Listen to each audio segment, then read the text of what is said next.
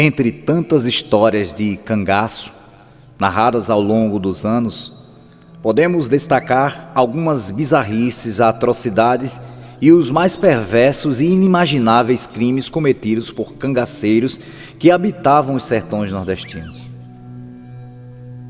É, de fato, muito difícil destacar o mais impiedoso, malévolo dos cangaceiros. Porém, nós vamos destacar neste vídeo alguns deles. Claro, com a devida responsabilidade de resgatar a memória das vítimas e seus descendentes. Vamos fazer a nossa viagem no tempo. Aos meados das décadas de 20 e 30.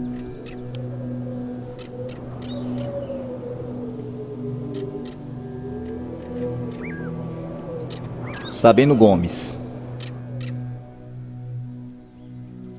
Sabino Gomes, mais conhecido como Sabino das Abóboras. Segundo pesquisadores e escritores, Sabino Gomes era um dos homens de confiança de Lampião. Ao seu comando, na tarde do dia 28 de setembro de 1926, a cidade de Cajazeiras, na Paraíba, é surpreendida com a investida dos cangaceiros comandados por Sabino Gomes, exigindo uma determinada quantia em dinheiro para que o mesmo não atacasse a promissora cidadela. Não tendo a resposta positiva, incendiaram as casas e mataram 3 pessoas e uma criança de 10 anos.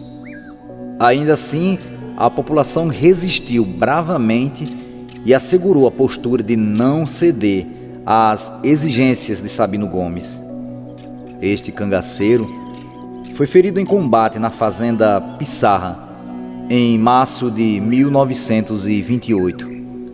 Ocultou-se e dias depois foi encontrado morto numa valada. Segundo relatos, ele pediu para ser executado pelos seus próprios companheiros, mediante a terrível dor e sofrimento pelo ferimento sofrido. Gato. Segundo historiadores e relatos de quem viveu a época, Santílio Barros, o cangaceiro Gato, fora um dos criminosos mais perversos da história do cangaço. Uma certa noite de festa, em Brejo do Burgo, a população se desespera com a chegada dos cangaceiros Mourão e Mormaço, que por pura maldade acabam com o evento, disparando suas armas. O que eles não sabiam era que Lampião não concordara com o comportamento impróprio e dispensável. Assim, Virgulino pede providências a Gato, já que se tratava de um cunhado e primo dele. O cangaceiro matou os 2, sem muito considerar que sua irmã Rosalina estava grávida de Mourão. Gato, por muito pouco, não cortou a língua da própria mãe, quando soube que ela teria feito alguns comentários maldosos sobre as constantes visitas de cangaceiros em sua casa. Só não fez o serviço por intervenção de alguns familiares. Mesmo assim, ainda teria desferido solavancos e ameaçado com 2 facões, mostrando à progenitora dizendo: "Tá vendo isso aqui? Um é cala a boca corno e o outro é bateu cagou." Ainda em outro momento, o cangaceiro Gato matou 7 pessoas da mesma família numa só emboscada, alegando que esses acusavam Lampião de ter roubado alguns bodes e cabras, como se justificasse tamanho horror. 2 envolvidos foram surpreendidos numa casa de farinha e brutalmente assassinados pelo cangaceiro perverso, que, não estando satisfeito, foi até a casa da fazenda e terminou por dar cabo à vida de mais 5 pessoas da mesma família. No dia 29 de outubro de 1936, Gato invade a cidade de Piranhas ensandecido, matando todos que encontrava pela frente, com a justificativa de que a sua comparsa Inacinha se encontrava presa naquela cidade e que, segundo relatos da época, ela não estava. Os poucos populares que ficaram, em reação a tiros, botaram os fascinas para correr, com gato baleado que morreu 3 dias depois do confronto. Zé Baiano. Zé Baiano ficou conhecido por sua brutalidade e violência. A sua vida íntima ainda é coberta de segredos. Zé Baiano tinha um ferro de marcar gado com as iniciais de seu nome, JB, e ferrava na face das mulheres que, segundo ele, não seguia normas de comportamento. Enriqueceu com dinheiro de assaltos e empréstimo que fazia aos comerciantes da região.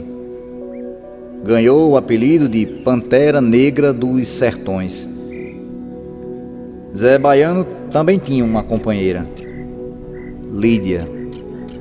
Muito embora não exista registros fotográficos da cangaceira, relatos de quem a conheceu afirmam ser a mais bela de todas as cangaceiras. Sua história trágica termina nas mãos do mais perverso cangaceiro do bando.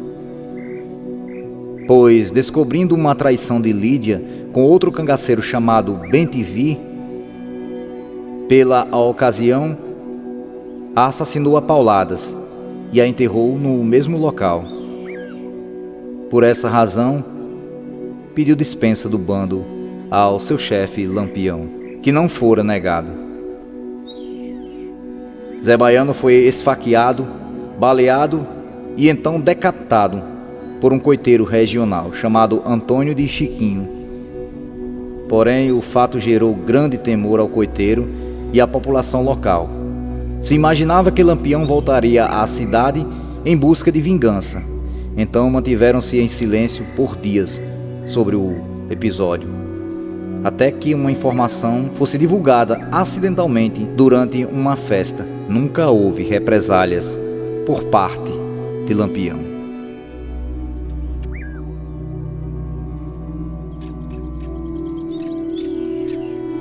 Curisco, o Diabo Louro. Com este cangaceiro não havia perdão. Pouca conversa e muita brutalidade nos seus atos. Seu nome de batismo era Cristino Gomes da Silva Cleto. Segundo as informações historiográficas, Curisco entrou para o bando de Lampião depois de ser declarado de morte pelo coronel de Água Branca ao matar um dos seus homens. Entre os crimes mais chocantes de Curisco, além do rapto de Dadá, que mais tarde viria a ser a sua companheira inseparável, na ocasião, segundo a própria Dadá, ele a abusou, causando-lhe forte hemorragia, quase levando-a à morte. A história conta que Dadá o acompanhou até a sua última hora de vida. Mas o mais conhecido e chocante crime cometido por Curisco foi após a morte de Lampião em Angicos em 1938. Curisco descobriu com Joca Bernardo, seu coiteiro, o local da fazenda de um antigo aliado, José Ventura Domingos, e lá matou e degolou o fazendeiro e sua esposa. Crendo não estar completa a sua vingança, matou também os filhos de José. Curisco enviou as cabeças degoladas ao tenente João Bezerra, com um bilhete: faça com essas cabeças uma fritada. Matei 2 mulheres para vingar a morte de 2 que foram assassinadas em Angico. Na verdade, eles eram inocentes. Joca Bernardo teria dito a Curisco que Domingos tinha delatado o amigo Lampião. Mais tarde, o próprio Joca é beneficiado com 5 contos de réis por ter ajudado a encontrar Lampião. Por isso foi morto pela volante do tenente Zé Rufino, num ataque na cidade de Barra do Mendes, na Bahia, em um povoado denominado Fazenda Pacheco. O Diabo Louro foi baleado de uma maneira que sua mão direita ficou paralisada. Horas depois, morreu. Dadá saiu ferida na perna, tendo que amputar. Porém, sobreviveu ao combate, morrendo em 10 de fevereiro de 1994, em Salvador, na Bahia.